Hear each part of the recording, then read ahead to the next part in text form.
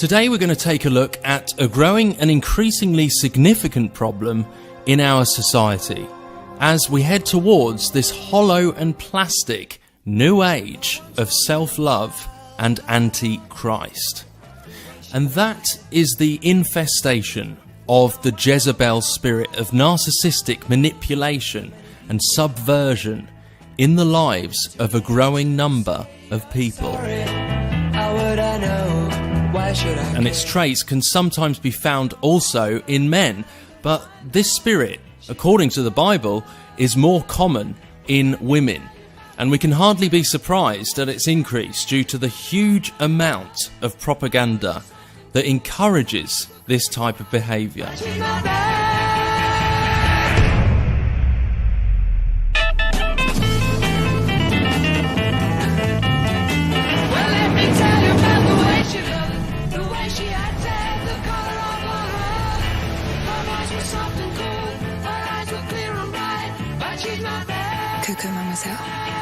These trends in our modern day society are leading towards the ultimate agenda of the demasculinization of men, whilst nurturing a false and counterfeit masculinity in women. The traditional male is being shunned, whilst propaganda to enable this type of behaviour in women within the realm of the Jezebel spirit and its traits is being pushed.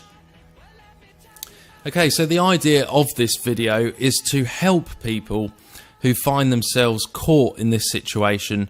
In particular, this goes out to the men out there, but as I said, this isn't a flesh and blood battle. Primarily, this is a spiritual battle. So we're not talking about individuals necessarily, but this may have come into your life in a spiritual way before. And ultimately, here we're looking at the social, psychological and spiritual paradigms of this behaviour. You've got the Jezebel spirit, the person being used by this Jezebel spirit. Well, first and foremost, you enter into a relationship with them and you form some kind of tie. You form some kind of tether with this individual. And that can be called a soul tie. Very often with this type of person, it will be an extremely deep-reaching soul tie. And that's part of the whole thing. So the paramount reason for this is that they put you into a safety or security box. And that requires your submission. So in speaking of the modern day agendas, just hypothetically here, the Jezebel, the lady, the Jezebel woman here, puts you as the man into a box. So you end up, and she wants you to submit to her. The reason she puts you in the safe zone is so that she has a guaranteed supply. In the narcissistic sense, it's all about psychological, psychic vampirism, and it's about having an easy source of supply to be fed psychologically with whether it be attention or whatever, usually. Keeping you in that box requires quite a few tactics, and I'm not going to cover all of them here, but I'm going to show you a few of them and you might relate to them. And one of them is mind games. So keeping you in a sense of confusion, playing mind games with you. Another one would be push and pull, hot and cold, and idealize and discard. So the idea of this, so say with push and pull and hot and cold, it's like kneading a bit of dough. So they'll give you loads of attention, then take it away. They'll give you loads of admiration, then take it away. Idealize, then discard. They'll make you feel like you are the on top of the world, that you are number one in all existence, and then they'll take that away in the next breath. So it's pushing and pulling. It's a form of keeping your attention, making you addicted, and as I said, it's like kneading a piece of dough back and forth until they make it into the shape that they want it, which is ultimately you fully focused on them and fully serving them.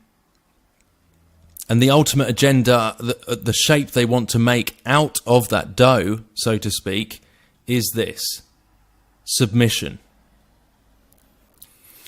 Another form of keeping you in this box is gaslighting. Now, gaslighting is by definition selectively spinning information or events or scenarios that happen, selectively spinning them or omitting parts of them in order to keep you confused. So say you think you perceive something, you're almost adamantly sure that you perceived something in a certain way that you saw it, and you're 99% sure, then they will spin that. They will spin that to make you doubt your very own perception in the end, by the end of it, to doubt your very own perception, to doubt yourself as much as possible, to keep you in this box. So gaslighting is basically twisting the truth or twisting stories just to further elevate this sense of confusion and bewilderment and disillusionment, so that you remain trapped, just lost in absolute bewilderment. Another form of keeping you in there is sexual temptation.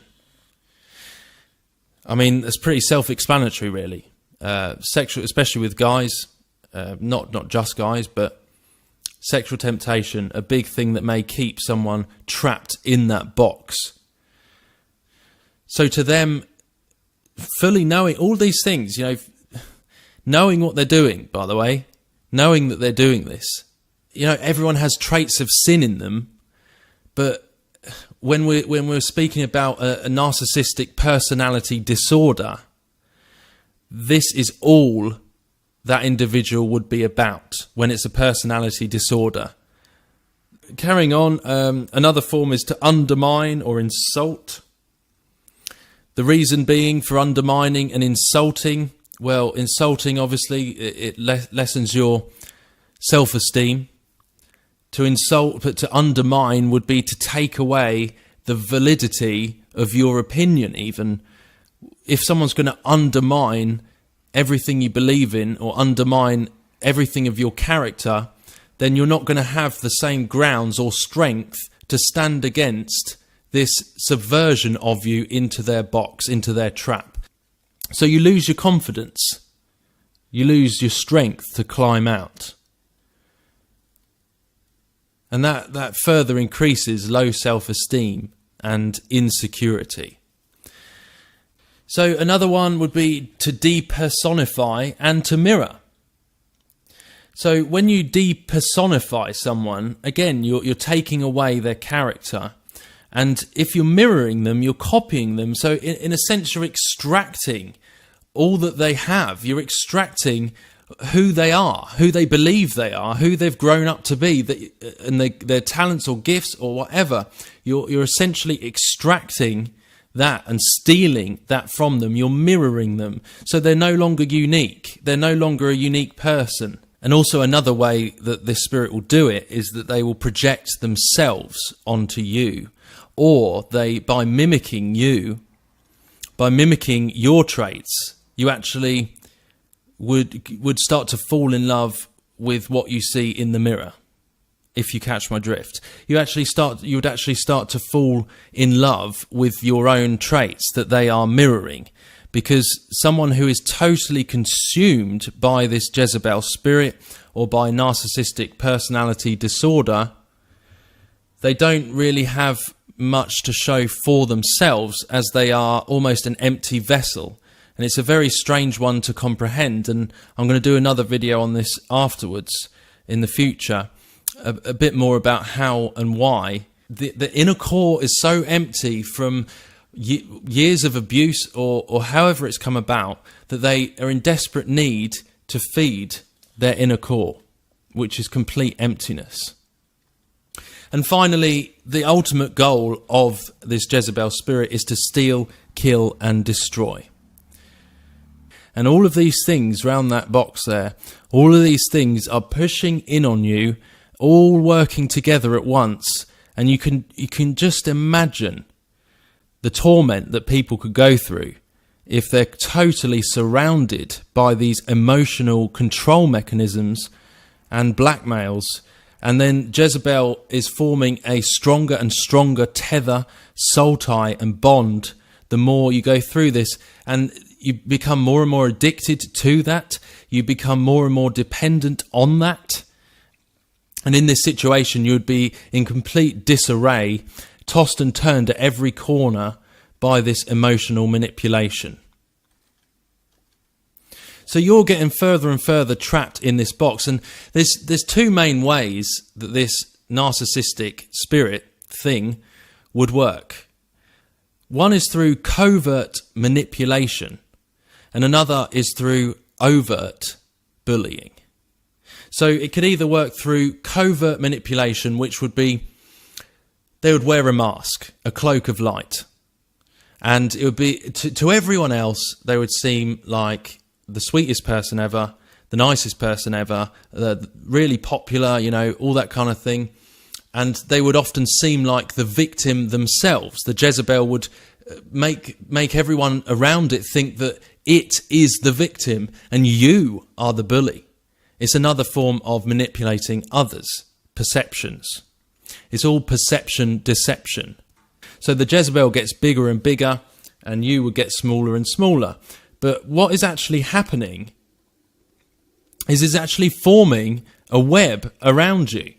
Through all of this, it's like an emotional maze. This is like an emotional net that is forming around you when you're caught in this.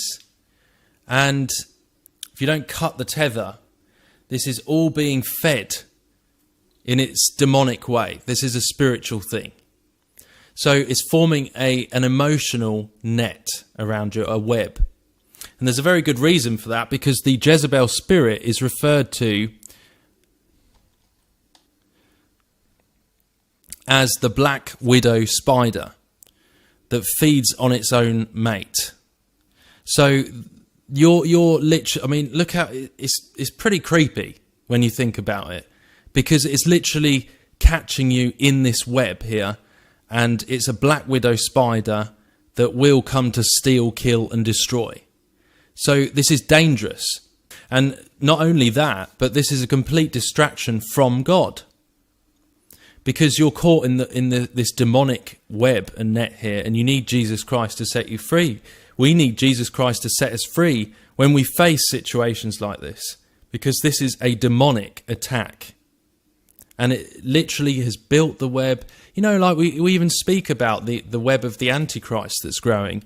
And certainly in this time we are seeing a rise of this Jezebel spirit behaviour. So I've written under the Jezebel there, black magic, spell casting and projection. The Jezebel is an illusionist. The Jezebel is a con artist. The narcissist is a con artist, an illusionist. They project an illusion of something they're not. They're wearing a mask, a cloak of light. And it's pretty interesting. So I'm told the word glamour actually goes back to an Old English, which is to do with black magic. So it's casting love spells. It's casting spells. This is a spell cast. This is a wand.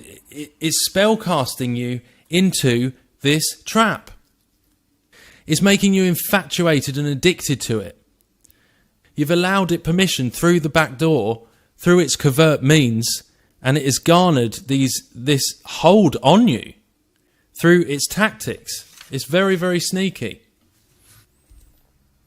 So as time goes on in this unhealthy relationship, you see that you in this relationship shrink, and Jezebel increases. She gains more and more control over you through these covert means.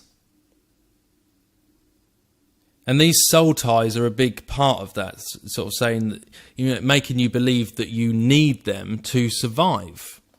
You need them, when in actual fact it's the other way around, because they've got you in their web and feeding off you in that way, and emotionally manipulating in that way, in so many ways, that they make you believe the opposite. Everything is opposite. Everything is upside down, remember? They propagandize themselves like a political agenda, like a political party. They make you believe the propaganda that comes with it. They permit this, they permit themselves to cause harm. when it's someone who is completely consumed by this, they've permitted themselves to cause this harm to you. You must toe the party line, or all hell will break loose. If you don't comply, if you're in this and you refuse to comply with exactly what all of this is about, if you refuse to comply, then you could have a narcissistic rage on your hands. You could set off a time bomb. So you have to toe the line. You have to toe the political agenda of this entity in order to find any sort of security, feeling of security or peace in this paradigm. You have to toe its line, and you have to believe its propaganda, and you have to comply with what it's doing, because it's all about treating the Jezebel like it's God. So when it's got you in this web, when it's got you trapped in this in its safety box, what is the next agenda? What is it that Jezebel wants then? Is it satisfied with that? No. Because the Jezebel wants admiration from legions of people. It isn't true love. This isn't a true love paradigm. It's a very unhealthy, mentally sick paradigm that's been created here. So it's not about you being the true love of the Jezebel. It's about keeping you in the safety box, and then it goes to the legions of other people. If the person is truly being controlled by the Jezebel spirit, then they will want more attention. They've got their supply from you, that's built them up, great. They've got their little lifeline there, going to your little box in the web, and then they want to turn to the legions of other people for further feeding, further attention. And again, this is a form of witchcraft. Remember, this is black magic and spell casting and projection. This is psychic vampirism. This is about the cloak of light.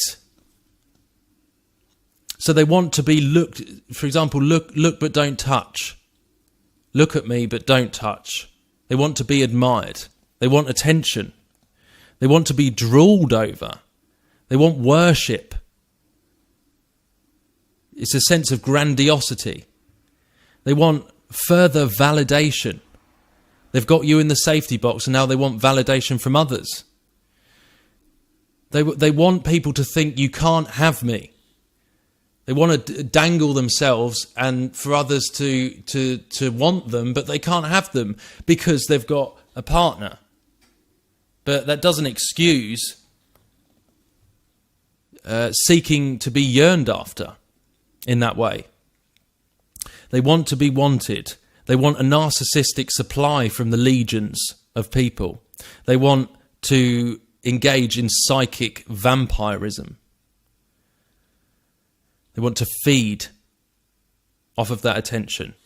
This is demonic activity, using people, using this person as a shell, as a puppet, literally just using them like a puppet.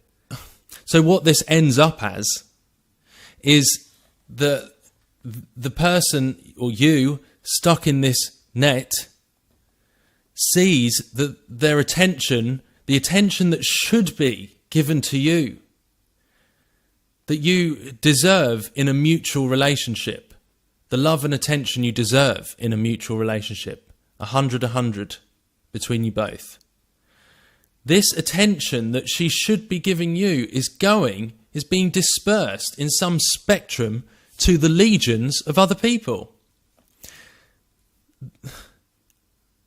And what does that do? That further adds to the self-doubt of the person who's trapped. That further adds to the low self-esteem. Why am I not good enough for this Jezebel? Why am I not good enough for this person I'm in a relationship with or a marriage with? So then that further adds to the spiral, the downward spiral of being undermined, having insecurity, low self-esteem, losing yourself to them, and push and pull, because they go hot on you, they idealize you, then they discard you by going somewhere else, and you witness all of that. So it all ties into this energy grid. And what are they stuck in? This giant web of a black widow spider that comes to steal, kill and destroy its mate. And do some still think this isn't spiritual? Is this even possible on a human level to this extent? And the ultimate thing is of why it's spiritual too, is because once this person sadly is stuck here, once you are stuck there, you cannot really even see God anymore, because you are surrounded by demons and you've given permission, you've allowed yourself, even unknowingly, subconsciously, to open gateways for this to happen.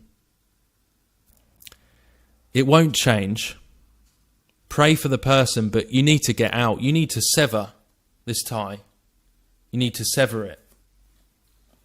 Because this person, if they are an all-out Jezebel spirit, if they are controlled by that, then the whole thing that you fell in love with in the first place was a mirage in the desert. It was never real. It was just a projection. And I know that can be so painful to realise and to process in your mind that what you fell in love with was a lie. And it wasn't even really them. You will mourn the loss. You will mourn the loss of what you thought you had. You will mourn the loss of who you thought you knew. Through these things, through these wilderness experiences, where we go through all manner of trials and tests, we learn that God truly does love us more than anyone in this world. And no human being is worth idolising. None at all. Because God is the only truth. And if we truly seek him, he will be our best friend and the love of our life. Jesus.